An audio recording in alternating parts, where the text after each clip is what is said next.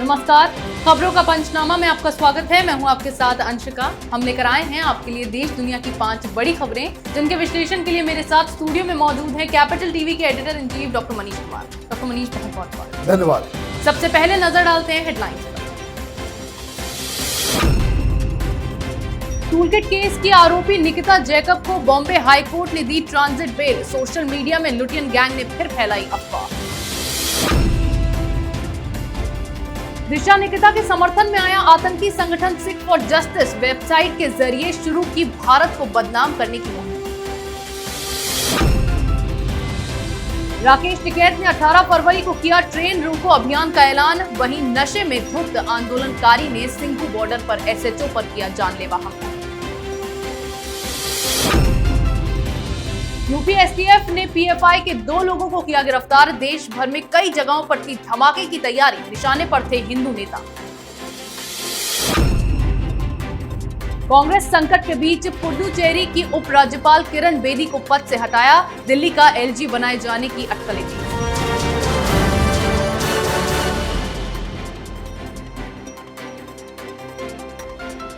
रुक करते हैं पहली खबर का। किसान आंदोलन से जुड़े टूलकिट मामले में आरोपी निकिता जैकब को बॉम्बे हाई कोर्ट से राहत मिल गई है। अदालत ने निकिता को 3 हफ्ते की ट्रांजिट अग्रिम जमानत दे दी है, यानी इस दौरान दिल्ली पुलिस निकिता को गिरफ्तार नहीं कर सकती है। साथ ही अदालत की ओर से यह भी कहा गया है कि अगर निकिता जैकब की गिरफ्तारी होती है तो उन्हें 25,000 के बॉन्ड पर राहत मिल सकती है। आपको बता दूं, कल मामले में दूसरे आरोपी शांतनु को भी कोर्ट से जमानत मिल गई थी। डॉक्टर मनीष, इतने खतरनाक आरोपी को हाई कोर्ट ने बेल दे दी है। देखिए, ये बेल ट्रांजिट बेल है।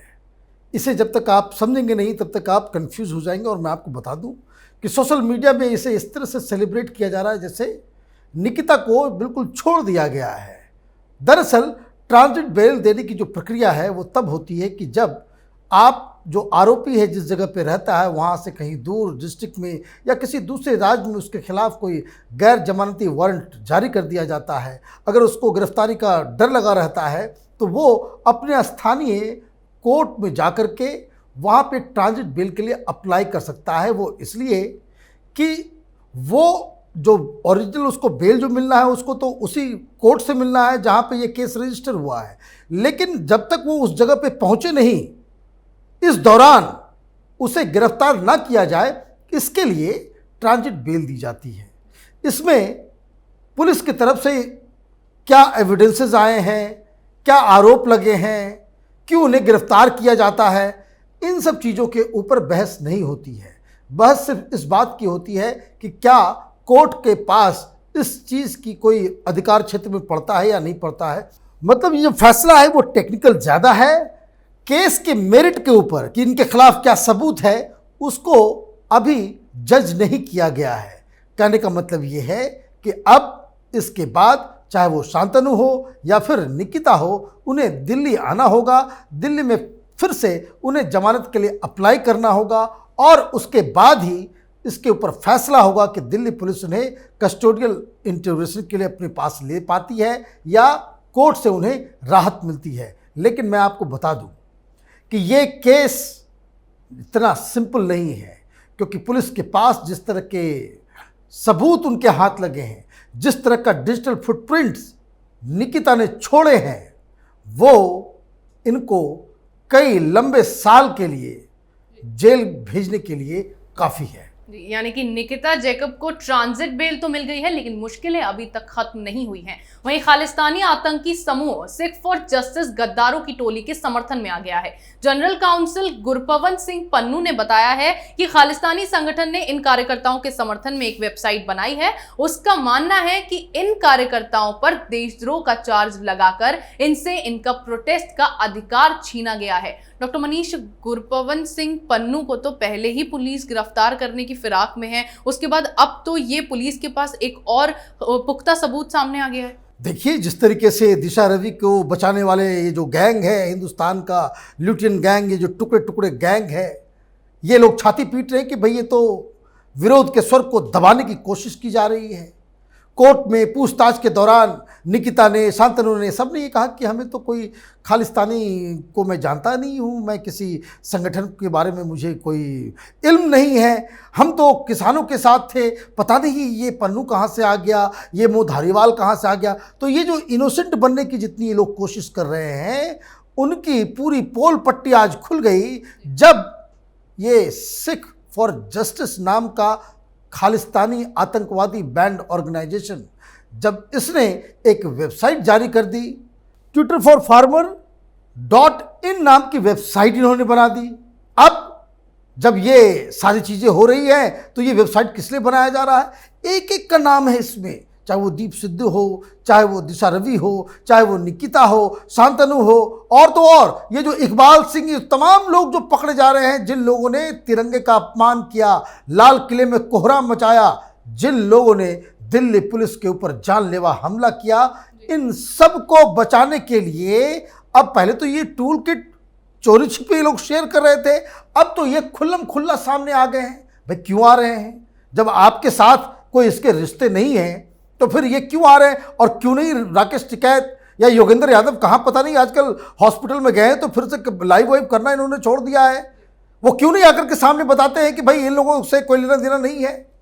अगर ये ऐसा कहेंगे तब फिर वहाँ से बताया जाएगा कि भाई आपको जो है वो जो स्पॉन्सर्स जो मिल रहे थे, जो पैसे आ रहे थे, वो कहाँ से आ रहे थे। तो कहने का मतलब ये है कि जैसे जैसे दिन बीतता जा रहा है, ये किसान आंदोलन का जो फर्जीवाड़ा था, ये खालिस्तानियों के द्वारा, पाकिस्तानियों के द्वारा जो स्पॉन्सर्ड ये जो एंटी इंडिया मूवमेंट जो चला है, वो अपने ही विरोधाभास में फंस के रह गया है और बहुत जल्द ही ये पूरी तरीके से बेनकाब हो जाएगा। यानी कि पन्नू ने ये खुलासा कर अपने ही पैरों पर कुल्हाड़ी मार ली है। उधर किसानों ने अब तक सरकार के कृषि कानूनों के विरोध में कई रैलियां और सभाएं की हैं। अब अगली तैयारी रेल रोको आंदोलन की है। किसान संगठनों ने घोषणा की है कि 18 तारीख को देश भर में हजारों किसान रेल पटरियों पर बैठेंगे। हालांकि गणतंत्र दिवस पर भड़की हिंसा के बाद किसान नेताओं का कहना है कि वो इस अभियान को शांतिपूर्ण तरीके से अंजाम देंगे। इसके साथ ही सिंगू बॉर्डर पर फिर से दिल्ली पुलिस के एक SHO पर तलवार से हमला किया गया। हरप्रीत सिंह नामक प्रदर्शनकारी ने तलवार के बल पर जानलेवा हमला कर दिल्ली पुलिस की कार छीन ली। डॉक्टर मनीष, एक तरफ तो किसान कहते हैं कि हम ये जो आंदोलन करेंगे वो बड़े शांतिपूर्ण तरीके से करेंगे, दूसरी तरफ यही किसान दिल्ली के SHO पर जानलेवा हमला करते हैं इस तरह से। देखिए, ये किसान नहीं है, ये सब फ्रॉड लोग हैं। इन्हें किसान कहना किसान को अपमानित करना है। हिंदुस्तान का किसान लाल किले पर जाकर के वो कोहराम नहीं मचाएगा। हिंदुस्तान का किसान प्रधानमंत्री या दूसरे नेताओं के खिलाफ उस तरह की गंदी गंदी बातें नहीं करेगा जो वीडियोस हम सामने देख रहे हैं। हिंदुस्तान के किसान का समर्थन तक नहीं है। अदरवाइज इन लोगों ने तो पहले भारत बंद करवाया था, फिर चक्का जाम करवाया था, कई इस तरह की योजनाएं जो कल वो उन्होंने अनाउंस किया है कि रेल रोको, पहले भी रेल रोको हो चुका है, लेकिन लोग इनके साथ नहीं हैं। इसलिए इनकी सारी योजनाएं, सारा प्लान जो है वो फेल हो जा रहा है। और उसके बाद ये कहते हैं कि इस बार वो शांतिप्रिय तरीके से करेंगे। सिंगू बॉर्डर में जो घटना घटी है वो अपने आप में शर्मनाक है। एक शराबी, शराब में धुत आंदोलनकारी ये किसान है। दो बातें सामने हुई, एक तो आपने तलवार से हमला किया, गर्दन पे चोट लगी है, हाथ पे चोट लगी है, किसी तरीके से वो जान बाल बाल उनकी बची है SHO साहब की। और उसके बाद एक सवाल पूछा जाना चाहिए कि भाई सिंगू बॉर्डर में शराब कहां से आ रही है? ये कौन वहां पे शराब बांट रहा है? कांग्रेस पार्टी ने तो कहा था कि भाई हम शराब पिलाओ, भेजो उनको, आंदोलन को मरने नहीं देना है। तो ये तो बात इसकी पुष्टि हो गई एक दिन के अंदर में। तो कहने का मतलब ये है कि ये जो तथाकथित फर्जीवाड़ा है, ये खालिस्तानियों द्वारा प्रायोजित, पाकिस्तान के द्वारा प्रायोजित, ये चाइनीज एजेंट्स, ये जो नक्सली, अर्बन नक्सल्स, इन लोगों के द्वारा जो हिंदुस्तान में बरगलाने की जो एक मुहिम शुरू हुई, वो अब आखिरी सांसें ले रहा है। पुलिस को इनके ऊपर सख्त से सख्त कार्रवाई करनी चाहिए। इनके पूरे तंबू बम्बू को उठा करके इनके घर भेज देना चाहिए। ये तमाशा हो रहा है किसान आंदोलन के नाम पे। यानी कि इन फर्जी किसान नेताओं के असली मंसूबे अब सबके सामने आ गए हैं। उधर यूपी समेत देश भर में सीरियल ब्लास्ट की बहुत बड़ी साजिश नाकाम हुई है। यूपी की राजधानी लखनऊ से यूपी पुलिस की स्पेशल टास्क फोर्स ने 2 लोगों को विस्फोटक के साथ गिरफ्तार किया है। ये दोनों लोग पॉपुलर फ्रंट ऑफ इंडिया यानी पीएफआई से जुड़े हैं। एसटीएफ का दावा है कि हिंदू संगठन के नेता इन दोनों लोगों के निशाने पर थे और ये लोग बसंत पंचमी पर हिंदूवादी संगठनों के बड़े नेताओं को निशाना बनाना चाहते थे। इस गिरफ्तारी के बाद राज्य में अलर्ट जारी कर दिया गया है। डॉक्टर मनीष, आखिर क्या है पूरा मामला? कैसे पुलिस ने ये पीएफआई के मेंबर्स को गिरफ्तार किया? देखिए, खुफिया एजेंसी के रडार पे पीएफआई पिछले कई महीनों से है। आपने देखा होगा दिल्ली दंगों के दौरान किस तरीके से पीएफआई का रोल रहा, कैसे 200 करोड़ रुपए अचानक से शाहीन बाग के दौरान जो है वो बांटे गए, यूपी के अलग अलग जगहों पे हिंसा कराई गई, फिर केरल में इनका इन्वॉल्वमेंट हिंसक घटनाओं से रहा है, बेंगलोर में भी दंगे हुए उसमें भी इसका नाम आया है। दरअसल ये जो पीएफआई है, ये हिंदुस्तान में पहले एक सिमी नाम का संगठन होता था। वो सिमी एक इस्लामिक ऑर्गेनाइजेशन था जो आतंकी गतिविधियों में शामिल था, जिसे कांग्रेस पार्टी ने बैन किया।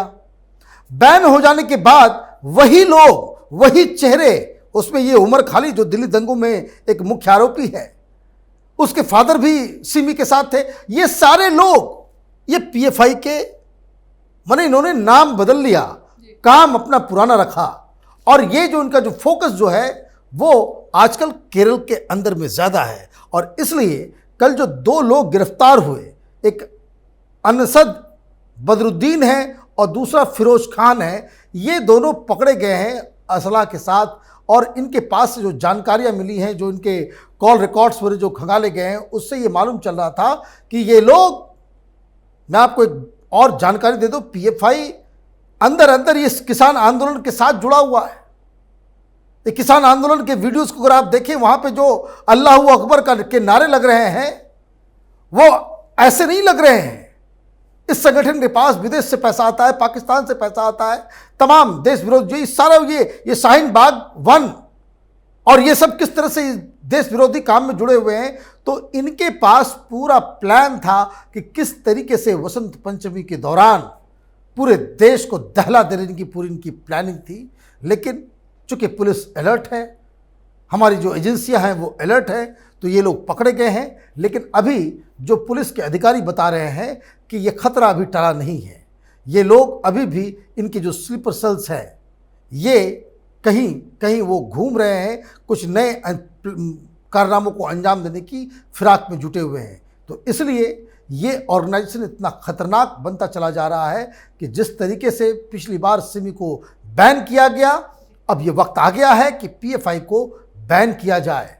यानी कि पुलिस की समझ और सतर्कता से इन लोगों को गिरफ्तार किया गया और पीएफआई की इतनी बड़ी साजिश को नाकाम किया गया। वहीं किरण बेदी को कल अचानक उपराज्यपाल के पद से हटा दिया गया है। सत्ताधारी कांग्रेस लंबे समय से उन्हें हटाने की मांग कर रही थी। किरण बेदी और मुख्यमंत्री नारायण स्वामी के बीच कई मुद्दों पर टकराव रहा है। मुख्यमंत्री का हमेशा यही आरोप रहा कि एलजी एक चुनी हुई सरकार को काम करने नहीं दे रही है। पद से हटाए जाने के बाद किरण बेदी भी अपनी प्रतिक्रिया दे चुकी है। डॉक्टर मनीष, क्यों किरण बेदी को हटाया गया है? देखिए, पुडुचेरी के अंदर एक पॉलिटिकल, जिसको कह सकते हैं राजनीतिक संकट उभर आया। वो इसलिए कि कांग्रेस पार्टी की वहाँ पे सरकार है, वहाँ पे नारायण स्वामी चीफ मिनिस्टर हैं और अचानक से 4 विधायक कांग्रेस पार्टी के उन्होंने पार्टी को छोड़ दिया। इसमें से 2 ऑलरेडी बीजेपी में आ गए हैं और 2 के बारे में बताया जा रहा है कि वो भी बीजेपी में आने वाले हैं। अभी 4 साल हुए हैं, मतलब 1 साल अभी सरकार और चलनी थी। तो जैसे ही ये 4 लोग कांग्रेस पार्टी को छोड़ के बीजेपी की तरफ आते हैं, वो पार्टी छोड़ते हैं, वहाँ पे कांग्रेस पार्टी की सरकार अल्पमत में आ जाती है और इसके साथ ही कांग्रेस पार्टी के जो चीफ मिनिस्टर हैं उन्होंने इसे मंत्रिमंडल को भंग करने का उन्होंने घोषणा कर दी। अब सवाल ये उठ रहा है कि अब यहाँ पे क्या आगे होगा। और इस बीच ये संकट गहरा ही रहा था कि बीजेपी की तरफ से एक अहम चाल चली गई, जिसमें किरण बेदी को वहाँ से हटा दिया गया, ट्रांसफ़र नहीं किया गया, हटा दिया गया। ये इसका मतलब है कि बहुत ही शॉर्ट टाइम में ये डिसीजन लिया गया होगा। अब ये डिसीजन लेने की पीछे की कहानी बड़ा ही इंटरेस्टिंग है, वो इसलिए कि चुनाव की तैयारी अब वहाँ पर शुरू हो गई है।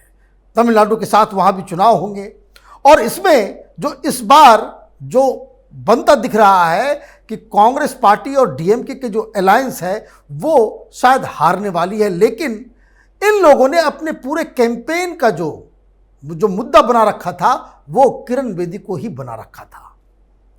जैसा कि आपने बताया कि वहाँ के जो चीफ मिनिस्टर कांग्रेस पार्टी की तरफ से ये कहा जा रहा था कि किरण बेदी बिल्कुल ही सेंटर के बीजेपी के एजेंट की तरह काम कर रही है।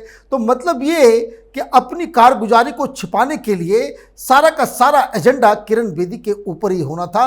तो बीजेपी ने उस मुद्दे को ही वहाँ से हटा लिया। तो अब वहाँ पे कांग्रेस पार्टी और डीएमके मुद्दा विहीन हो गई। दूसरी जो सोच इसके पीछे ये है कि चूंकि इनका अलग गठबंधन है, कोई ऑल इंडिया एनआर कांग्रेस है जिन्हें किरण बेदी के क्रियाकलापों से आपत्ति थी, तो इधर भी एआईडीएमके और बीजेपी और एआईएनआरसी इस पार्टी के साथ जो गठबंधन हो रहा है इसमें भी ये एकजुटता नहीं थी कि किरण बेदी को कंटिन्यू किया जाए। तो ये दूसरी वजह थी। और तीसरी वजह कि अगर मान लीजिए सरकार अभी चली जाती है, वहाँ पे राष्ट्रपति शासन लगाया जाता है, तो किरण बेदी अगर उसको वहाँ पे बिल्कुल ही पावर में आ जाती है तो ऐसे में उस कैंपेन को और ज़्यादा बल मिल जाएगा जो कांग्रेस पार्टी और डीएमके बीजेपी के खिलाफ चला रही है। तो ये तीन कारण हैं जिसकी वजह से अचानक रातों रात मोदी सरकार ने किरण बेदी को हटाने का फैसला लिया। यानी कि मोदी सरकार ने पूरी सूझबूझ के साथ किरण बेदी को हटाया और इस बीच अब उनके दिल्ली में एलजी बनने की अटकलें भी तेज हो गई हैं। देश दुनिया की तमाम बड़ी खबरों पर हमारे साथ आपके विश्लेषण के लिए बहुत बहुत धन्यवाद। खबरों का पंचनामा में आज इतना ही। अगर आपको हमारा ये वीडियो पसंद आया हो तो इसे लाइक करें, शेयर करें, कमेंट करें, साथ ही हमारे चैनल को सब्सक्राइब करें। और अगर आप तक हमारे खबरों के नोटिफिकेशंस ना पहुंच पाते हो तो अब आप कैपिटल टीवी के ऐप को भी डाउनलोड कर सकते हैं।